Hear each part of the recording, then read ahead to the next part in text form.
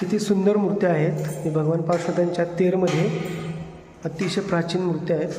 त्या काळामध्ये या मूर्त्या तयार करण्यात आलेल्या आहेत. ही भगवान पार्श्वनाथांची मूर्ती आहे. असे प्रकरण आहे. ही पण भगवान पार्श्वनाथांची मूर्ती आहे. ही पण भगवान पार्श्वनाथांची मूर्ती आहे. ते बघू शकता. हे अतिशय प्राचीन मूर्ती आहेत.